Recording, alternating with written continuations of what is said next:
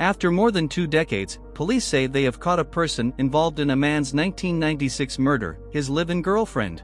Police in Santa Ana, California, say that an anonymous letter they received in 2020 implicated Jade Benning in the stabbing death of Christopher Hervey. Benning, now 48, was living in Austin, Texas, when U.S. Marshals arrested her near her home on Tuesday, officers said.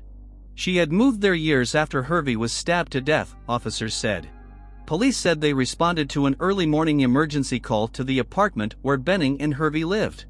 On January 4, 1996, at approximately 3 a.m., Santa Ana police officers responded to the 2200 block of North Broadway Street regarding a call of a male black suspect that had forced entry into the apartment and stabbed the victim, Christopher Hervey, numerous times, a police statement said.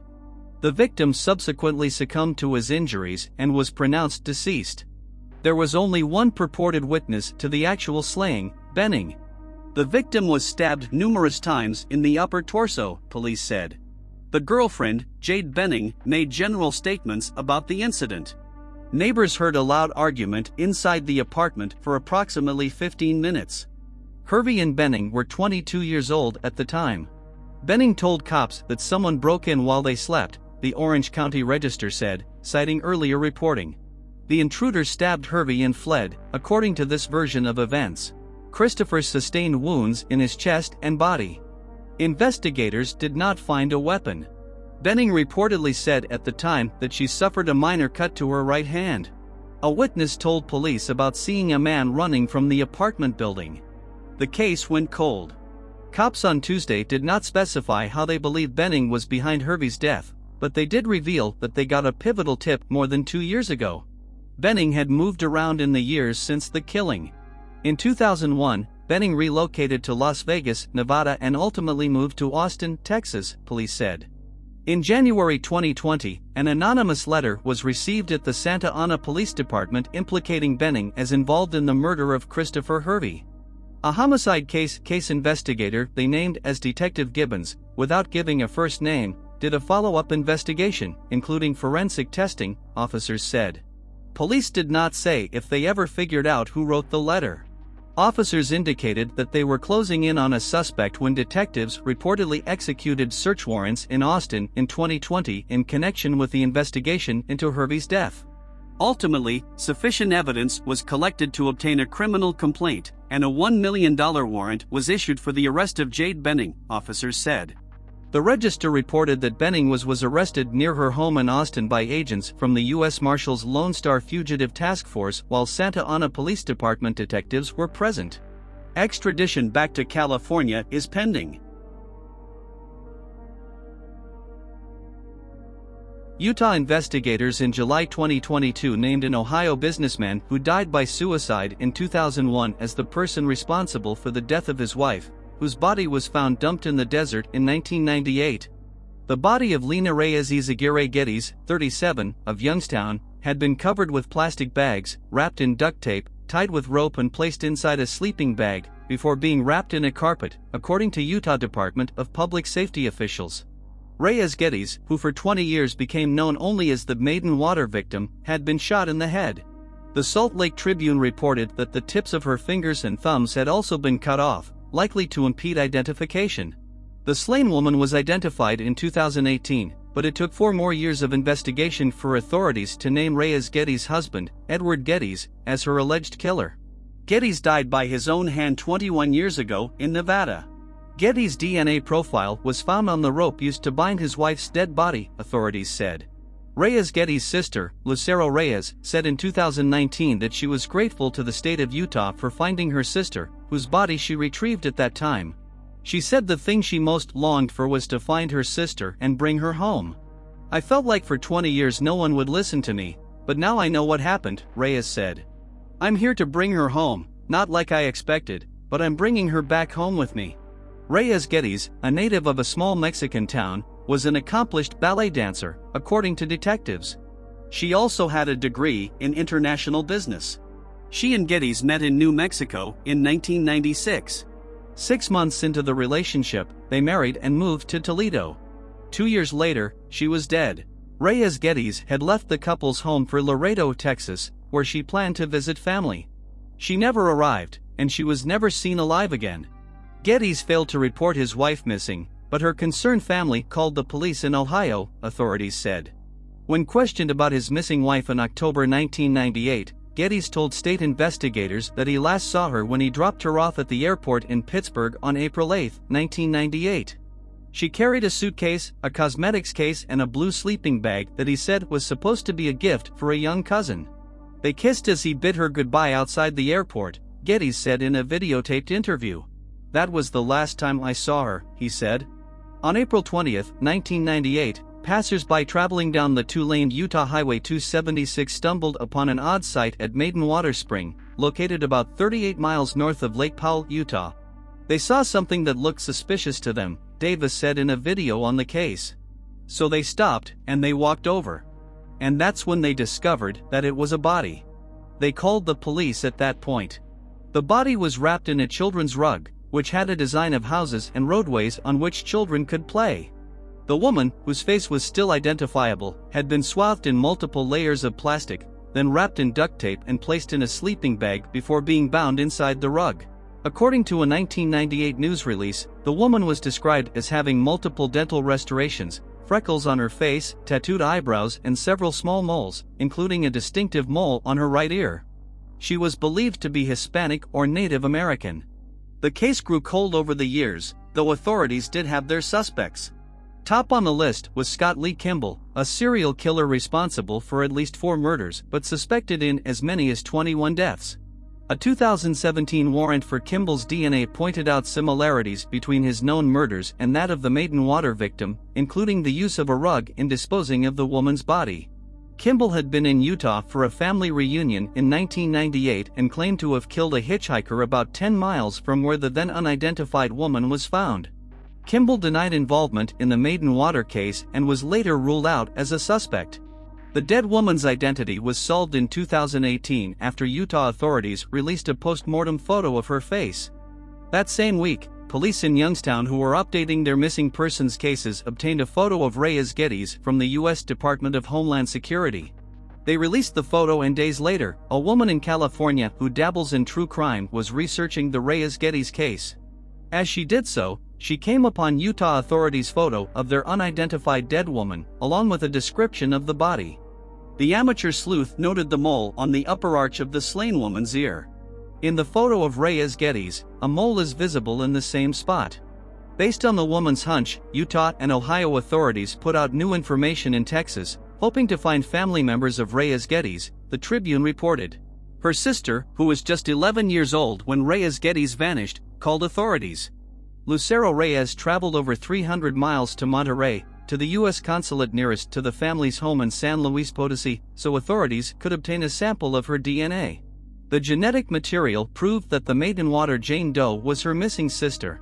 The identification of Reyes Geddes' body opened multiple new investigative doors for detectives. According to the Tribune, people in Ohio who had known Geddes came forward with what the detective described as circumstantial red flags. Reyes Geddes' family had long suspected that he was responsible for her disappearance but could not prove it, Davis said.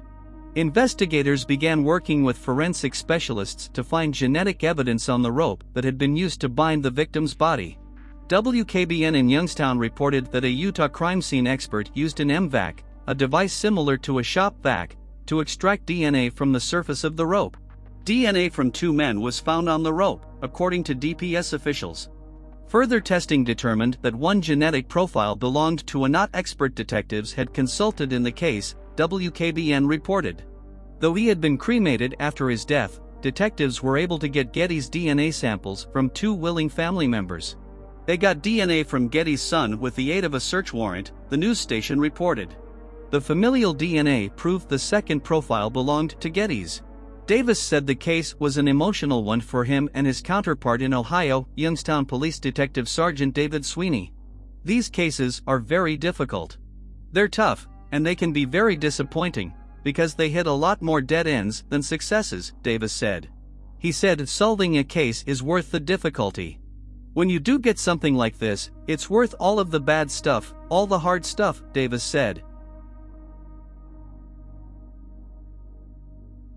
Northwest Arkansas Community College student Rebekah Gould, 22, went missing from her boyfriend's Guyon house in September 2004.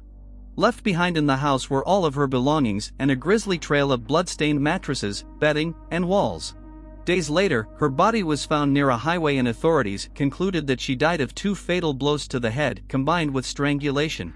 Investigators initially suspected Gould's boyfriend Casey McCullough, who remained a person of interest for nearly 16 years until his first cousin William Miller was linked to the murder. Miller failed a polygraph test and was tricked into confessing to the murder in November 2020. 2 years later, he pleaded guilty to first-degree murder and was given a 40-year prison term. According to the Arkansas Department of Corrections, William Miller is currently serving his lengthy sentence at the East Arkansas Regional Unit.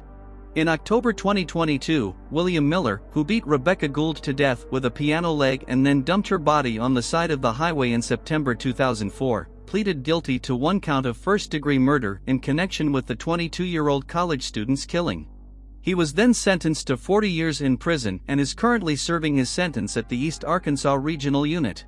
According to the Daily Mail, Miller was arrested in November 2020 after returning to the U.S. from the Philippines in connection with Gould's murder case from 2004, who was found bludgeoned to death by the side of a highway. The 44-year-old was arrested in Oregon, where he lived at the time, for murdering the 22-year-old 16 years ago. During an interview, Miller confessed to killing Rebekah Gould on the morning of September 20, 2004, at her boyfriend Casey McCullough's house. McCullough was his first cousin in relation. Miller allegedly concealed his pickup truck behind the house, knocked on the front door, and entered the house under the pretense of wanting to use the phone, claiming he was having issues with his vehicle. The Arkansas Democrat-Gazette reported that an affidavit mentioned that while he, William Miller, was pretending to use the phone, Ms. Gould went back to her bedroom to go to bed. The report further states, Mr. Miller advised that when Ms. Gould went back to her bedroom, he then retrieved a piano leg from a piano that was located in the living room. He then entered Ms. Gould's bedroom, where he began to strike her multiple times with the piano leg. According to the same report, Miller claimed that after striking her twice in the head with the piano leg, he strangled the victim to death with a necktie, covered her corpse in a blanket, loaded her into the back of his truck, drove north, and dumped her body beside Arkansas 9 Highway. Her body was discovered on September 27, 2004. Rebekah Gould was staying at her boyfriend Casey McCullough's house at the time and was a student at Northwest Arkansas Community College. On the morning of the murder, that is September 20, 2004, she dropped off her boyfriend at work and then stopped by at a nearby convenience store, which was the last time she was ever seen alive. McCullough did not return home that night and only stopped by at the house the next morning to collect work clothes. He later claimed that he failed to see the obvious crime scene at his house, with a blood-stained mattress and pillow, sheets in the washing machine, blood on the walls, and large amounts of bleach throughout the house. That same day, Gould was reported missing. Tonya Ethridge McKinley was 23 years old and had an 18-month-old son waiting for her at home when she was killed in the early morning hours of January 1, 1985, in Pensacola. She was last seen alive around 1:30 a.m. at Daryl's Bar and Grill in Pensacola, and in the early morning hours of New Year's Day, her body was found in an empty lot at the corner of Peacock Drive and Creighton Road, just 1 block off Scenic Highway. She was half-nude, strangled to death, and sexually assaulted. On Wednesday, March 18, 2020, 35 years later, Pensacola police made an arrest in the case. Daniel Leonard Wells, 57, is facing charges of first-degree murder and first-degree sexual battery.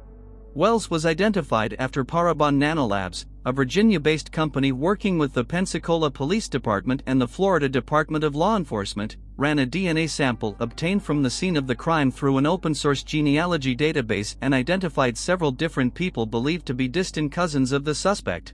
From there, Pensacola Police, FDLE and Parabon constructed a family tree, starting with the distant relatives, that eventually led them to identify Wells as a suspect. Police surveillance teams then surreptitiously obtained his DNA from a discarded cigarette, which was tested and matched DNA found at the crime scene. This was a case that spanned 3 generations of detectives, said PPD Captain Chuck Mallett, who led the investigation. I know it took a long time, but it was one of those cases we never gave up on. According to the arrest report, there is a greater than 1 in 700 billion chance that the DNA from the crime scene is a match to anyone other than Wells. It is the oldest cold case arrest in Pensacola history and the first time the familial DNA method has been used to solve a case in Northwest Florida. Detectives in California used the same method to identify and arrest Joseph James DeAngelo, a suspect in the Golden State Killer cases, in April 2018. Orlando police used the method in November 2018 to identify a suspect in the 2001 murder of Christine Frank and arrested Benjamin Holmes for first-degree murder. Wells is being held without bond at Escambia County Jail and will make his first court appearance Thursday morning. According to court records, Wells was arrested in Pensacola in 1987 on battery and witness tampering charges, but the witness tampering charge was dropped after he pleaded no contest to the battery charge. In 1988, he was arrested on suspicion of solicitation of prostitution in Pensacola. Court records did not indicate the outcome of that case. Tonya's body was found shortly before 5 a.m. on New Year's Day by a family living on Peacock Drive who were taking their sick dog to an all-night veterinarian clinic. Investigators collected semen, head hair and pubic hair from Tonya's body and the crime scene. Years later, thanks to advances in DNA testing, all of the evidence was identified as being from the same person, but no matches were ever found in the national DNA database. Tonya's older sister, Renee Ethridge, has run the Tonya Ethridge McKinley Memorial page on Facebook since 2012 in hopes of keeping her sister's case in the public eye. "Tonya would fight hard for me, she would fight for me and I've gotta fight for her," Renee told WKRG in a 2008 interview. "There are people out there who know what happened. I'm positive of that." Tonya and Renee's father, Joe, died in April 2000. Their mother, Laverne, lives in jail with Renee. "Tonya can rest now," Renee said after being told of Wells' arrest. "She can finally rest." Renee said Tonya loved Rod Stewart and Kiss and was trying to make a better life for herself when she was killed. More than anything, Renee said, Tonya loved her then 18-month-old son, Timothy Davidson Jr., who family members affectionately referred to as Timbo when he was a child. "My mom, she never got to raise me, never got to be a part of my life," Davidson said after the arrest. Wells got to live his life the last 35 years. He got to have a family. He got to be around his children, and all those years he was out there, knowing what he did. He was carrying it around with him and he was never going to tell anyone what he did. He wasn't going to ever just say what he did on his own. "Nothing could ever make up for losing my mom, but at least now we know what happened to her." A man has been arrested in Las Vegas and charged in connection with a 42-year-old cold case murder, police announced this week. Paul Nuttall, 64, was taken into custody on a number of charges last Thursday, including open murder with the use of a deadly weapon, sexual assault with a deadly weapon and burglary while in possession of a deadly weapon, according to the Las Vegas Metropolitan Police Department. He has been booked at the Clark County Detention Center, authorities said. Nuttall was identified as a suspect in the murder of Sandra DiFelice, who was 25 years old at the time of her death in 1980, according to Las Vegas police. On the evening of December 26 of that year, officers with the police department responded to a call reporting a dead body inside an East Las Vegas home. When they arrived, officers say they found the victim already deceased and evidence at the scene indicated that she had been sexually assaulted. Although investigators with the Las Vegas Police Department's homicide unit at one point developed a lead and eventual person of interest while pursuing DiFelice's case, they were not able to successfully identify a suspect and the murder went unsolved for decades. It was ultimately assigned to the department's cold case division, Las Vegas police said. Detectives reopened the case in February 2021. When they reviewed and resubmitted evidence for DNA tests using updated technology, authorities said they finally identified Nuttall as a match. Nuttall was 21 when DiFelice was murdered. Among the evidence alleging his involvement in her death is a fingerprint that matched one Las Vegas detectives collected from a drinking glass found in DiFelice's living room, according to CBS affiliate CLAS, which reviewed documents related to the case. DiFelice's roommate, who police said knew Nuttall, later told police that she had seen Nuttall outside of their home earlier on the day of her murder, CLAS reported. Nuttall asked if he could sleep in the house, as he had nowhere else to go, the report said, according to CLAS. The roommate said she could not allow that because DiFelice was in the house and didn't know him well. October 2022, documents showed that a DNA sample taken from Nuttall at the end of last year matched a sample collected from DiFelice's fingernails after the murder, according to Klaas. He is being held without bail ahead of his next court appearance.